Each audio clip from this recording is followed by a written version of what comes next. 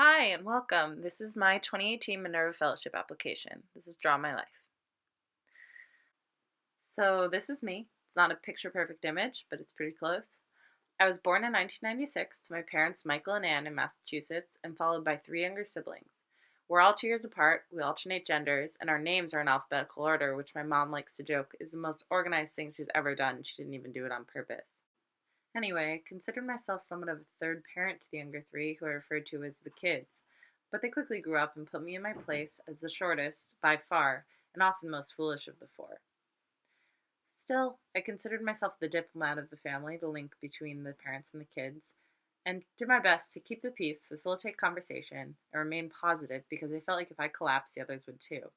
That was probably not true. My self assigned responsibilities gave me a sense of purpose. If family was work, however, school was play. I was the princess in the kindergarten school play, informed my mother I would wear nothing but dresses, started a food fight, punched a kid in the face, and nearly failed gym class because I refused to tie up my hair. In short, life was good for 6-year-old Claire Kelly. Then one day when we got back from school, my mom sat us down and informed us about two major changes. First, we were getting pulled out of school. She had a bunch of friends who told her about their experiences with homeschooling and wanted to give it a try. She said it allowed families to spend more time together and give her an opportunity to guide and be a part of our education. Secondly, we were moving to Connecticut to be closer to our extended family. Though I was sad to be leaving Andover, I put on a brave face for the kids and found opportunity in the change, searching online real estate databases for horse-friendly homes in Connecticut. Though we never did get horses, we grew up on a beautiful old colonial in the tiny town of Goshen, Connecticut, and raised assorted livestock for a decade or so before settling for a dog. It was probably a good thing. I wouldn't have wanted to take care of a horse anyway.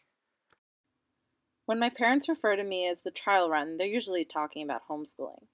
We quickly learned that there was no real formula for how to do it. It was mostly dependent on why you were homeschooled. Many pulled their children out of school for religious reasons, others because of social, academic, or behavioral difficulties, and some said their child could pursue careers in entertainment or sports. And for us, it was to be outside and spend a lot of time together. And for most of our childhood, we did just that. There wasn't really too much formal education, but we definitely learned a lot. When we were old enough to attend public middle school, we were given the choice. All my siblings eventually decided to go to school, but I was conflicted. I liked the flexibility in my education that homeschooling allowed, the ability to have a job and make money, and just generally the freedom. For those reasons, I decided to stay homeschooling, but most of my homeschool friends went to public high school, and I couldn't play school sports past 8th grade. The sports that I could and did play were club teams dominated by groups of people from the local high schools who all knew each other far better than they knew me. I had plenty of friends through homeschooling and through a private choir called Chorus Angelicus that I sang in for 14 years, but I was in many ways the stereotypical socially and physically awkward homeschooler. I was also shy and easily intimidated. This period of my life accumulated in a season of club lacrosse that played out like a real-life sequel to Mean Girls. Middle school girls are pack animals. Many of them are actually good people who apologized later for the way they treated me. Still, after being referred to as an ugly homeschooled bitch by one of the ringleaders, I couldn't play lacrosse anymore. I also couldn't look up to people who purposefully hurt others because they knew they could. A light bulb went off above my head. I grew up a lot that day, and I'm thankful for it. I would never again compromise my own confidence for the opinions of others. Anyway, I still needed a sport. My mom encouraged me to try crew. Litchfield Hills Rowing Club gave me a group of friends who I remain close to with this day, and I loved rowing. I loved the challenge of it, the intensity of training, and the beauty of being on the water. Best of all, the other rowers were misfits just like me, and that honestly made me really happy. It was a good time in my life. Meanwhile, my mother and I had to tackle the challenge of designing our own homeschooling curriculum. Many people imagine my education as me sitting in a classroom with my parents every day, who would lecture me on everything I needed to learn. Of course, this was not quite right. My parents are smart, but not that smart. Homeschooling is a misnomer. Car schooling would probably be more accurate. My high school experience became a hodgepodge of different things, including community classes, teaching myself math from a textbook, taking online classes in biology, and doing labs in my friend's kitchen with materials from AP biology kits we ordered. My mother and I designed a few classes based loosely on AP syllabi, substituting formal classroom teaching for audiobooks and online history lectures. I made my own schedule, took odd jobs where I could spare the time. Above all, homeschooling required a gargantuan amount of self-motivation on my part and patience on my mother's for when I did not self-motivate enough. I really don't know how she did it, and I'm not sure I ever could. Unsurprisingly, college receptions of my application were mixed, some unsurprising and some surprising rejections. many waitlists, such as my dream school, Colorado College, and some from less competitive schools than those that did accept me.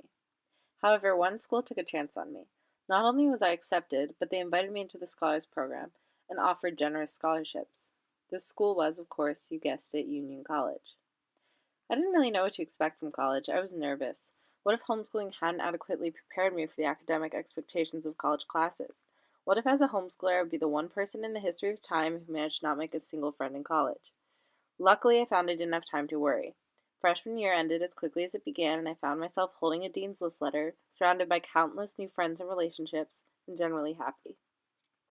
Sophomore year was more difficult. My boyfriend and I broke up at the end of the summer, and I wasn't too excited about my classes and not sure about neuroscience for my future. Then, study abroad applications came around, and I was thrilled by the idea of leaving for a full term and spending time learning somewhere beautiful and exciting and new. I applied to Vietnam and Australia for the next fall and wondered with excitement and nervousness which one I would get into. Because of my grades, being a scholar, and what I thought were compelling study abroad letters, I hadn't entertained the possibility that it would be neither. I opened both letters in Reamer Auditorium, read them both 10 times over, and ran back to my dorm in tears. It didn't make sense. It wasn't fair. I was embarrassed by the rejection and ashamed by my arrogant assumption that I would get accepted into one or the other. Luckily for me, my RA was a friend of mine named John. He passed me as I entered the dorm and asked what was wrong. I told him I didn't want to talk about it and ran upstairs. An hour later, I heard a knock on my door and a piece of paper slid under it. It was a crudely made, handmade letter, decorated with a colored pencil rainbow and the words, "You're great." On the inside was a note. He had clearly put two and two together, knowing study abroad's letters had been delivered that afternoon. And his note to me was insightful and heartfelt. The overarching idea was things don't always go the way you expect them to. You can't question why they shake out the way they do. But for good people, bad things sometimes happen for a reason. Sometimes they open doors you wouldn't expect. Keep your chin up. I had no idea at the time how right he was. Junior year winter term found me in the middle of the greatest and most challenging adventure of my life. Union was offering a new study abroad program for winter term, India. This was the first time it was being offered, and I found myself again a trial run. When I told people I was going to spend 10 weeks in India, their reaction usually went something along the lines of, "Oh, wow, why? Make sure you bring Pepto-Bismol." Undeterred by this, and by the ever-lessening size of our abroad group as parents pulled their children from the program, I trusted that this was the study abroad experience I was meant to have. Well, fate or no, I wouldn't trade my term abroad for any other. Our motley crew from America included me, 5 other girls, and Professor Witzo. In India, we were joined by our abroad coordinator, and to us, our wise Indian grandfather, Rishi Chaturvedi, and countless others.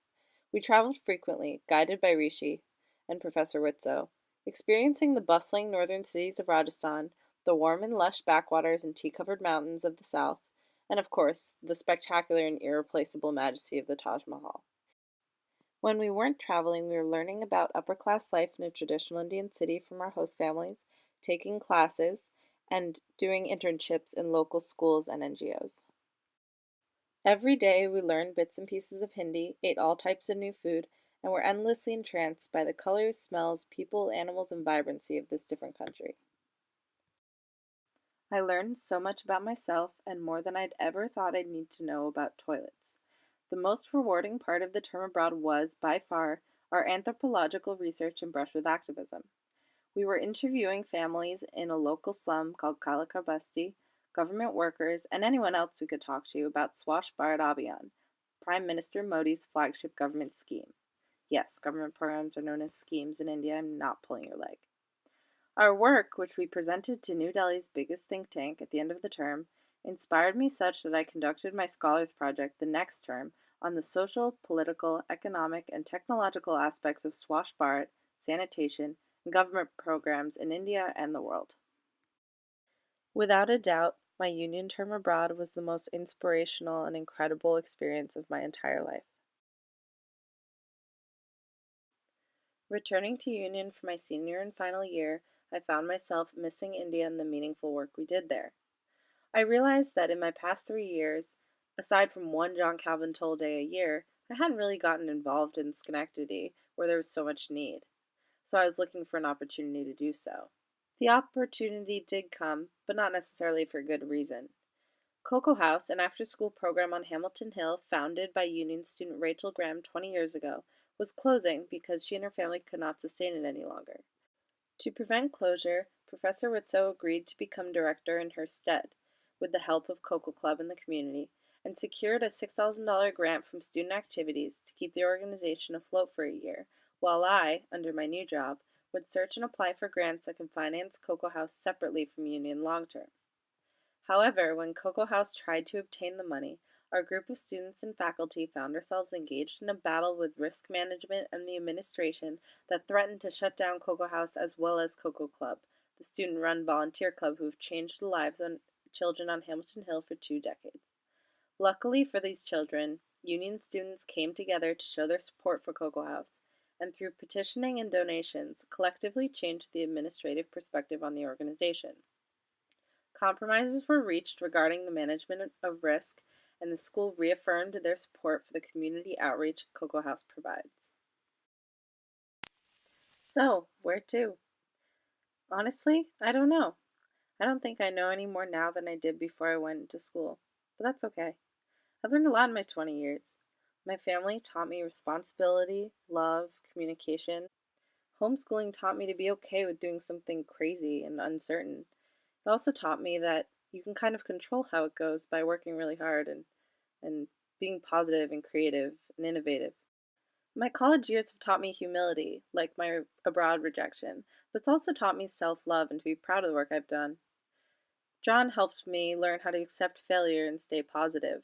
My work in India and with Cocoa House has taught me how to channel indignation and anger. And overall, all of these things, more than anything, have taught me how much I love learning, how much I love education, and how much I love people. More than anything, I'm so thankful for everyone who has been a part of my life and helped me along the way. And I really want to be able to give that back a little bit to the world, to friends on a daily basis, really whenever I can. Anyway, I think the Minerva program would be an amazing opportunity for me to do just that. And I would be absolutely honored and thrilled to be able to take it on as my next scary and crazy and exciting opportunity. The last lesson of this application is one that we've all learned, which is that I cannot draw. But that's okay. Anyway, congratulations, you've reached the end of my Minerva Fellowship application. Please feel free to stay around and enjoy the credits or have a wonderful day, and thank you for watching.